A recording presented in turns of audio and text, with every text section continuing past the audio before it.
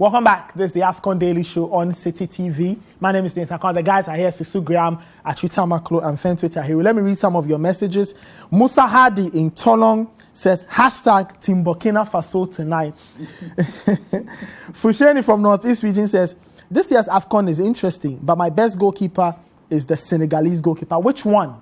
They've used 2 goalkeepers so far. Gameli, a.k.a. the Monkey Man, says, blessed to have all of you on the set today. I'm missing DK, but he says Achu Koliko, interesting, referring to you as Achu Koliko. He says he's the Kuyate for today. Hey. And so you should see how the old lady is sitting here giving Fentu fans. Gameli's mother is enamored by Fentu. God bless your mother. God bless your mother. All right. This one says, I love the transition from the likes of Banse Pitroipa to the modern Burkinabe squad. I'd like to see a Senegal-Egypt final just before the World Cup playoffs. Maybe if Senegal wins against Egypt, they might not be worried if Egypt beat them to a World Cup ticket. If you are Mane or Salah, would you prefer winning the AFCON or qualifying for the World Cup? Interesting question there. I think it would be more winning of the AFCON. Yeah. They'd love to win the AFCON. Yeah. Unless you are going to make it into the semis of the World Cup. Which is there's not a lot of value in there. There's $12 million. No, for the individual players. For the individual, I mean, think about it. If Mo Salah wins the AFCON, I think that's almost done for him winning Ballon d'Or. What if he wins the World Cup? Well, what are the chances of that happening? What are the chances of that happening? Anyway, one in a million. I agree. Yeah. Salah has said it himself. He said the trophy he wants most at the moment is the AFCON. Yeah. That's what he can win. All right, let's get to the other thing I mentioned just before the break. Goalkeepers. Goalkeeper. You know, usually we enjoy tournaments. We are enamored, really. We are captivated by midfielders, strikers, lovely goals, the occasional defender. But goalkeepers usually do not get a lot of mentions. But in this AFCON, we've seen some very interesting goalkeeping happenings there. There you see the Comorian goalkeeper saving a penalty. We've seen other goalkeepers do amazing stuff as well. The Gambian goalkeeper, point-blank save against Vincent Aboubakar. Wabi Kazri will not enjoy watching this because he had his penalty. So usually quite reliable from the spot. And we've seen the goalkeepers do the incredible things. Hervé Kofi doing 1 million somersaults. And because of that alone, I think he should be goalkeeper of the tournament. Lovely save by Bono. This was against the Black Stars. Guys, I'll get your thoughts in a bit, but let me take Susu's analysis of goalkeeping. Susu, what have we noticed and what have you picked up in terms of the men in between the sticks? And this is interesting that for an AFCON, we are actually highlighting goalkeepers and some of the good work that they've done so far.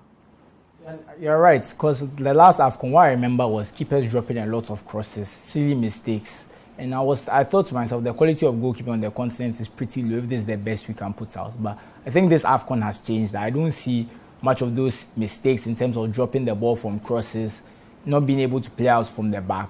But I see a lot of very good shot stopping, and they are doing the other things to an acceptable level fairly well. So I think this has been a good AFCON for African goalkeeping, and even the smaller nations where you expect the Comoros, Sierra Leone, Equatorial Guinea, their keepers would struggle and be beating all ends out. You've even seen the Comoros defender have a good game in goal. So I think we are really blessed in that department. I think now it's shifted. So now I think our issue now is more the strikers. I think outside Cameroon, we're not seeing much from the African strikers in this tournament. So maybe that's something we should think about. Okay. But so I did a small list of some of the goalkeeping performances. This is stats based, of course, because you know once we come here, we are talking about numbers and data. I love so that. I think everything is clear there apart from clean sheets, goals conceded, and shots on target feet. So that's SOT. So I just have to explain XGOT. Okay. So there's 2 different ways to measure XG. That's one, the shot location. The next one is where the shot lands. So that one takes into account the original XG, but where it lands on goal. So if you are 12 yards out and you play it over the bar, that's 0 XG on target because the keeper hasn't had to do anything. But if you hit it from 12 yards to the top corner, higher value. 30 yards to the top corner, lower value, but because the top corner, high value. So it's more about where the shot goes, and it's more to measure goalkeeping performance. So I looked at some of the keepers who faced a lot of XG on target and how they handled it. So I chose Mohamed El Shanawi of Egypt, Hervé Kofi, Burkina Faso, Salim Ben Boina of Comoros, Jean-Noel Amonomi. Sorry, I'm not Gabon. Amonum. I'm not Gabonese, so pardon me. And Andrew Onana of Cameroon. So these are the keepers I chose. So as we know, the most clean sheets in the competition is 2. Edouard Mendy and a host of other Edouard Mendy, Sergi Dieng, and a host of other keepers have 2. And in terms of goals conceded, I think Mendy and Mohamed El Shanawi are both on 1. So I just wanted to talk about how they've played and the kind of thing. So one thing that stands out is Cameroon the shots they are facing are very high quality because the XG on target being 5.6 shows that the shots that are coming to Onana's goal are very good. Okay. Maybe they might not be from good locations necessarily, but when they do come on target, Onana is really having to work. So that's why we can see it. And when you do the goals conceded minus the XG on target, you can get a kind of metric, kind of like goals prevented. So how well are they stopping and saving their teams? So you can see that Mohamed El Shanawi, the XG on target and the goals conceded, there's a big disparity of about 3 points. So he's basically saved 3 goals for his team. And Onana has saved 1.6. Right. So that's kind of what we are looking at. And some of them is not necessarily that close. But I think Kofi having 2 clean sheets shows that he's doing a decent job. So the defense is also helping them. So there's different type of goalkeeping. But I think Salim Ben Boina is the one who stands out for me because I think Comoros really struggled in terms of keeping teams out. Okay. We saw he came off against Ghana and Ghana scored 2 goals. So I think Comoros, their defense was very poor. So their keepers had to be on their best behavior. And they really stood out. So I chose Ben Boina because he's supposed to be their quote-unquote starter. And then the next match the next match after that, they had a outfield player in Paul. So it wasn't... But he did very well in those 2 and a bit matches he played. Then I think El Shanawi's performance is stellar because I think Egypt have faced a lot of tough shots based on this, but he's done very well. And I think even Gabaski is also up there in their rankings. But like I said, because this is the designated starter, I chose him. But Senegal, I think when you see their keepers, there's not much to talk about. I think the Senegalese have, because they've kept the ball so well, they've also not faced a lot of difficult shots. So their keepers have not had much to do by comparison to these other keepers, which is why they are not on this list. So I think Senegal is a team defending effort rather than Mendy or Sergi and Dieng having good goalkeeping performances. So these are the keepers that have stood out on a statistical basis. And I think one of them should win keeper of the tournament. But I think depending on who wins the tournament, it will tilt the judges because usually you are rewarded for team performance in these situations. Interesting. I mean, look, imagine Senegal wins the AFCON. It would be very... I think it would be a little odd to see a Senegalese goalkeeper win goalkeeper of the tournament. Yeah, goalkeeping hasn't been where they have been strongest, to be honest. I don't think it's fair. Like the data showed, the quality of chances they've conceded have been very small. I think in the group stages, for me personally, not just the group stages, the first round, the first 4 matches, I think overwhelmingly for me, my goalkeeper of the tournament up until that point was Mohamed Kamara of the Gambia. Okay. He saved a penalty to get them into the I think 2 penalties, in the group stages alone to get them into the knockout stages. That in itself is historic. And sometimes we talk about, I don't know if these XG numbers include the penalty saves. It would, but I think sometimes... Not shootout, but regulation time penalty saves. Like in the case of Mohamed Kamara, he saved 2 regulation time penalties to get Gambia. It also depends on where the penalty is. How well the penalty is played. So that's part of it. So but isn't that a little tricky to analyze because how do you determine how well the penalty is played? If the penalty is in the top corner, that's more difficult to save. If it is straight at the goalkeeper, that's easier to save. If the height of the penalty is a little... When we were talking about Eric Bailly, I mentioned that where he played the ball was very easy for the keeper to save. So a penalty like that would not have a high kind of thing, if that makes sense. But if it's in the top one... So the point I was making is that if you look at... I don't think, for example, the numbers alone make a good case for good goalkeeping. Look, when I watch this tournament, for example, even from an Egyptian point of view, I would give Grabaski a lot of props over someone like El Shanawi, who played the first 2 matches, is being out. This guy has come in. Gabaski has come in from nowhere and he's making incredible saves. The save he made against Morocco alone, that is a match winner. And not just that, the previous round against Cote d'Ivoire, the penalty shootout saves. So we're looking at Yes, the quality of the shots or the quality of the penalties taking are one discussion altogether. But I think that goalkeepers they have to make a nuisance of themselves in order to scare opponents into taking shots in ways that are much easier for them to save. All of them is a mental game as much as it is a physical one. Okay. And I think Grabatsky has really distinguished himself in this competition. I haven't been very impressed with the big name goalkeepers that have come into this competition, aka Andre Onana and Mendy. Mendy, of course, he missed a couple of games through COVID, but he's not really faced a lot of shots either. So it's been and that's not his fault. So it's been very difficult to try and say that he's been exceptional. Andre Onana has faced a lot of shots, as the data showed. He's not been impressive, to be honest. And it's true. He has an XG of 5.4. He's considered for 4 goals. 5.6, and he's considered 4 goals. I mean, that's not. And you look at someone like. You take someone like, say, Salim Ben Buena. He has an XG of 4.0. He's considered just 2 goals. You know what that means? That's 50%. And in basically 2 games. Okay, like the first, maybe. Exactly. Was it 30 minutes of the Ghana game? Yeah, so I think that on fancied, if I can put it that way, goalkeepers that have come into the competition have definitely stolen the limelight for me. And for me, top of my list, Mohamed Kamara, and I don't really care. And that's why I think it's disgraceful the way the Gambian people have treated these stars after what they did in Cameroon. You can't leave your national team players stranded in a tournament after they got kicked out. Not just kicked out, after they made their debut, progressed to round of 16 for the first time in the country's history. That is the best performance in the history of Gambian football. These guys deserve a hero's welcome. All right? So they can't even get flights to take them back to the Gambia. And players those abroad are buying tickets and flying back to their clubs all by themselves. I mean, this is... why does that have to happen?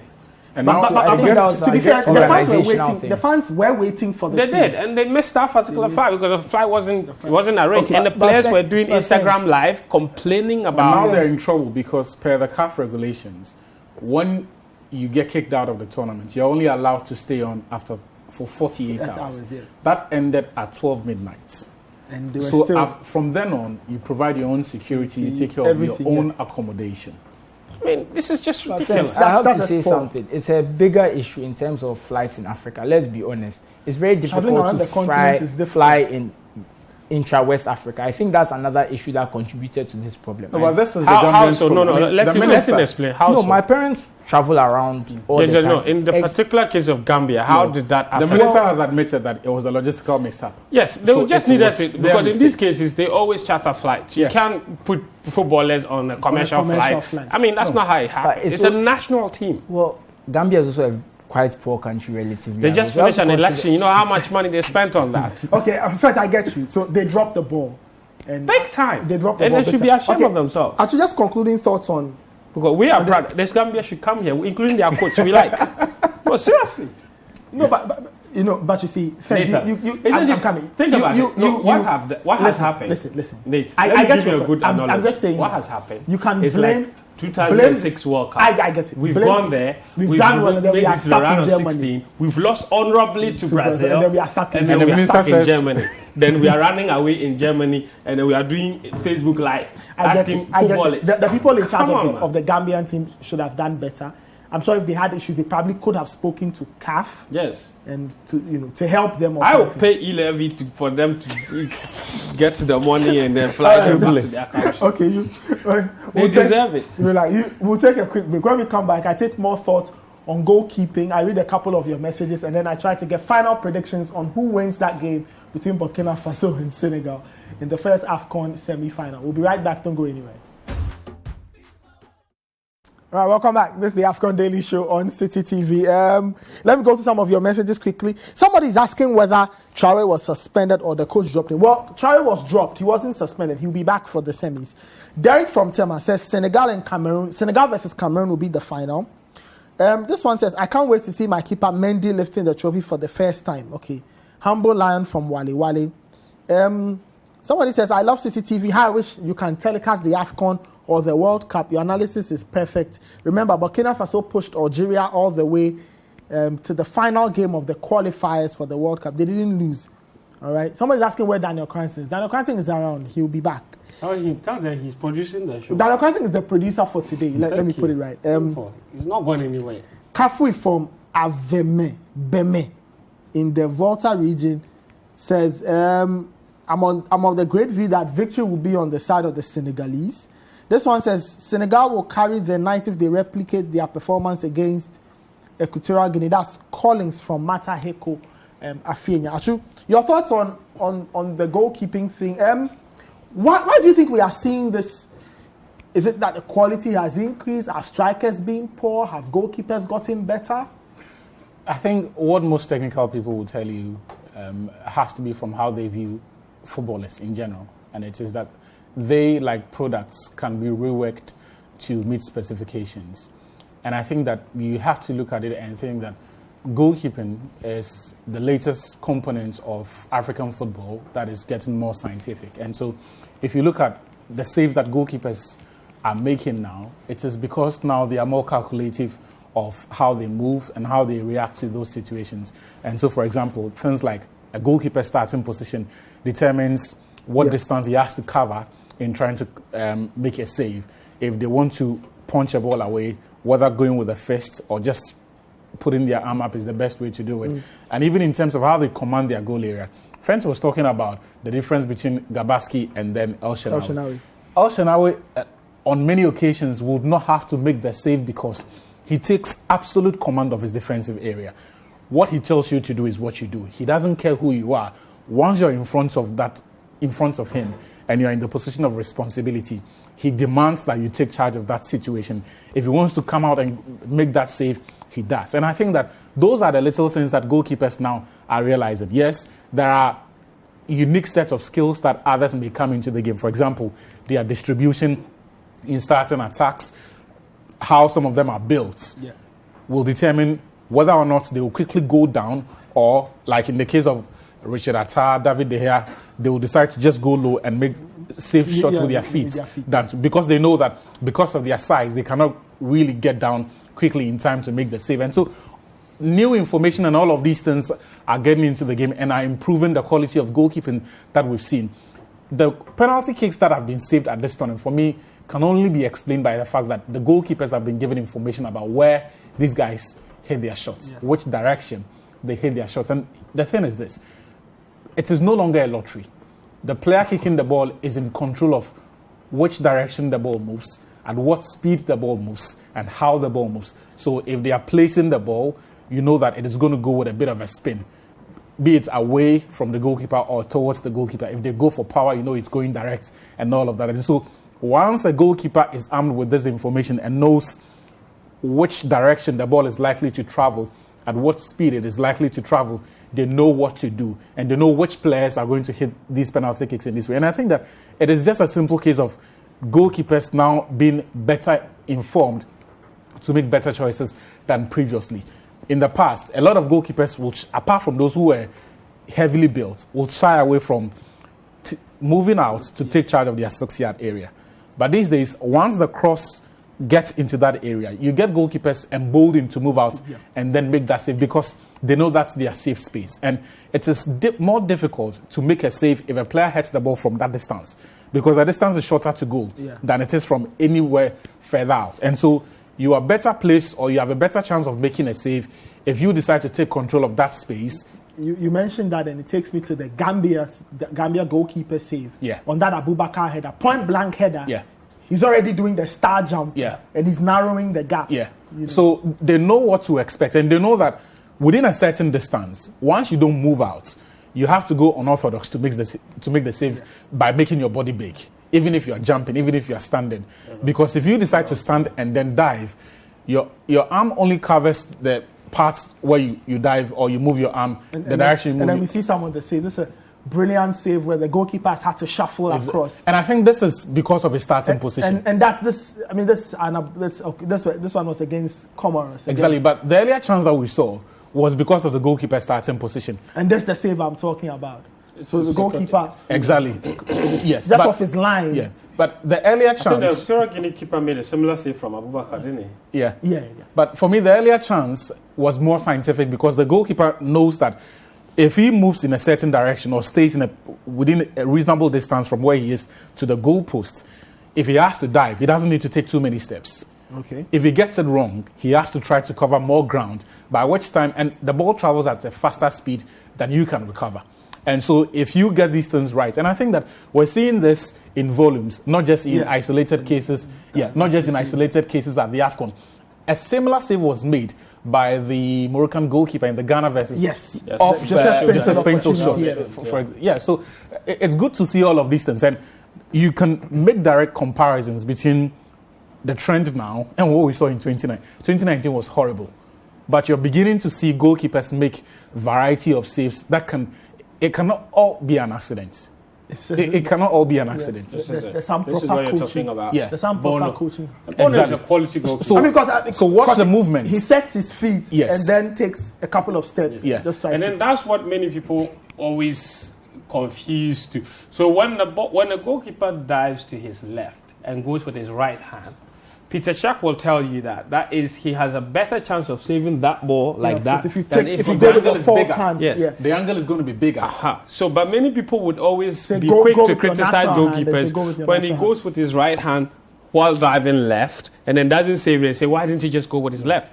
But I've listened to a podcast where Peter Cech explained in detail why it is much easier to save the ball diving your false hand. to one, diving to one side and then going with the other hand. So if you're diving to the left, of course, it's especially if the ball is high, you have a better chance of saving it if you go with your right hand. And Bono just showed that against Ghana in that pencil save. He dove to his left, but he went with his right and he got it. So maybe his left he might not have gotten there, but it is worth pointing out. I don't know why the producer isn't playing this. Badra versus Sierra Leone.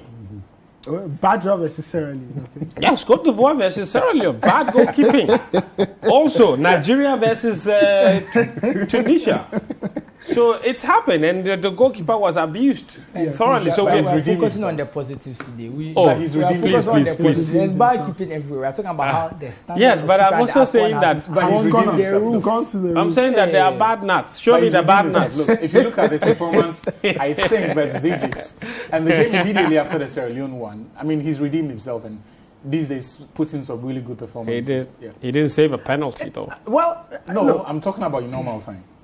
I will be very against interested. Egypt he was good. I'll be very interested, probably to maybe, I don't know if somebody's done some analysis on goalkeeping, because I think all of us here around this table and in this parish, we all seem to agree that something special is happening in terms of the goalkeeping at this competition. Because like we said, look, we've seen previous AFCONs where Charlie, some of the goals that these keepers let in. But I'm still back to the Nigerian goalkeeper, right? Kranting.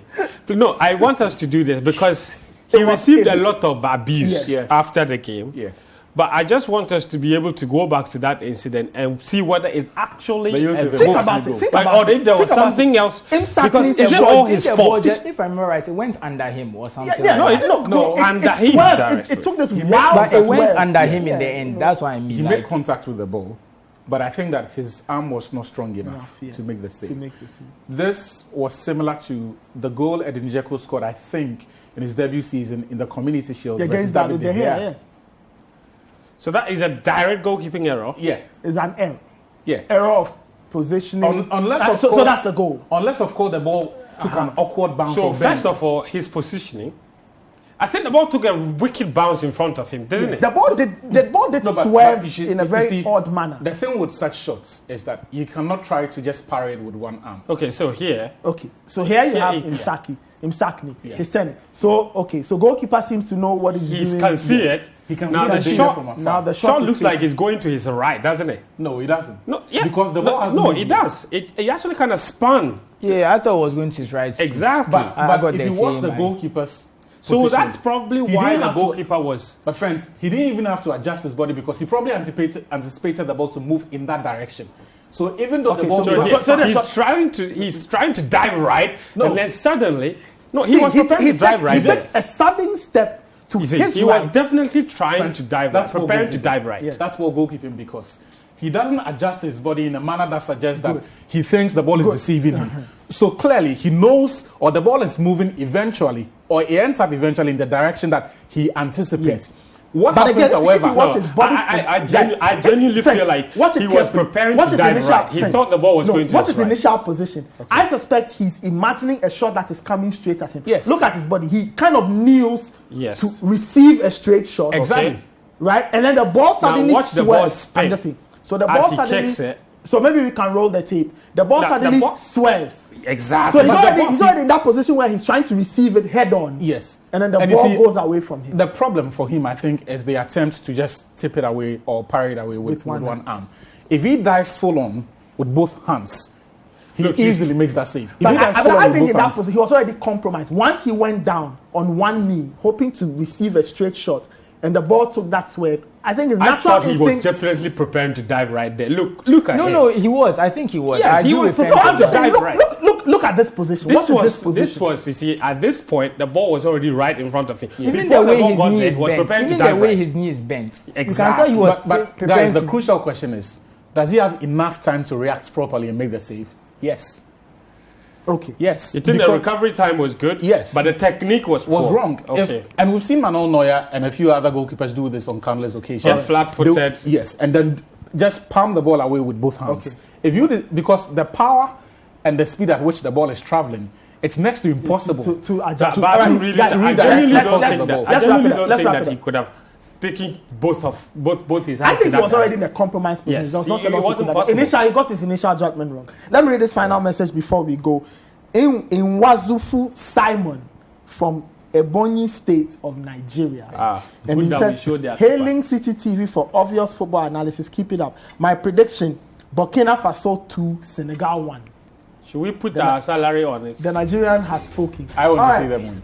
Okay, we'll see how it goes. All right, thank you for watching. This has been another exciting episode of the AFCON Daily Show on Citi TV. My name is Nathan Kwa. I had Achutama Kolofente Tahiru and Susu Graham with me. Daniel Kranting was our expert producer. Thanks to everybody who made the show possible. Lights, camera, sound, director, everybody. We are back tomorrow. We'll look back on that very interesting semi-final that will be played later today. We'll look ahead to Egypt, Cameroon, all of that happening tomorrow. But for now, do enjoy the rest of your day. Take care, stay safe, and please keep watching Citi TV.